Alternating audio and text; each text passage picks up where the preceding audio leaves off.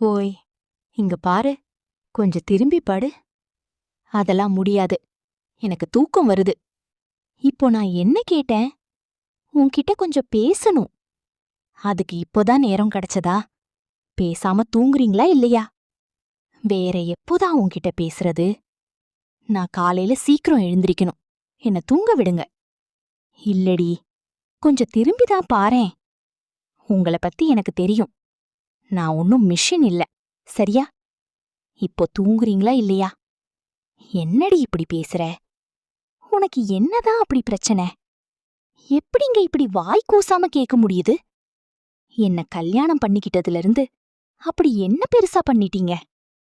எல்லோர் மாதிரியும் தினமும் வெளிய கூட்டிட்டு போங்கன்னு அடம் பிடிக்கிறேனா?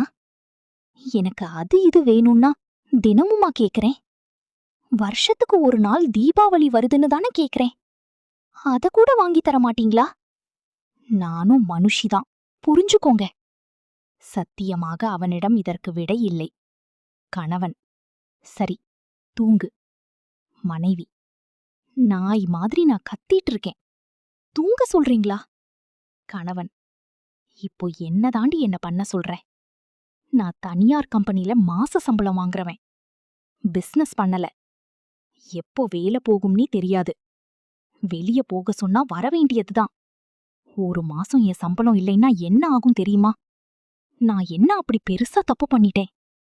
பைக் வேண்டாம், பையனை வச்சுட்டு வெளிய போக முடியலைன்னு சொன்னேன். லோன் போட்டு கார் வாங்கினேன்.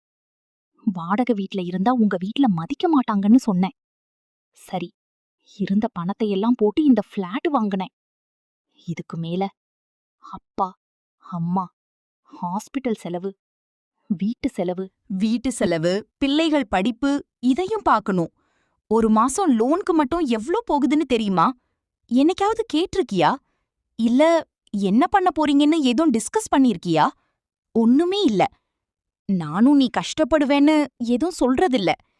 சம்பளம் போட்ட மறுநாளே தீந்து போய் கடன் வாங்க வேண்டியதா இருக்கு.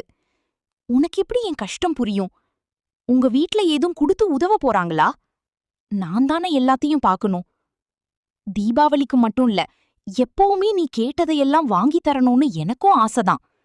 உன்னையும் பிள்ளைகளையும் அடிக்கடி வெளிய கூட்டிட்டு போகணும்னு எவ்ளோ ஆசை தெரியுமா? எனக்கும் ஆசை இருக்காதா? நம்ம சூழ்நிலை அப்படி இருக்கு. நம்ம பிள்ளைகளோட எதிர்காலத்துக்கு சேர்த்து வைக்கணும், நல்லா படிக்க வைக்கணும், ஒரு நல்ல அப்பாவா இருக்கணும்னு உணரும்போதுதான் எவ்ளோ கஷ்டப்படுறேன் தெரியுமா? அது இல்லறம். பெத்தவங்களுக்கு நல்ல இல்லையே. பிள்ளையா இருக்கணும், கட்டிய அது மனைவிய துறவறம். சந்தோஷமா வச்சு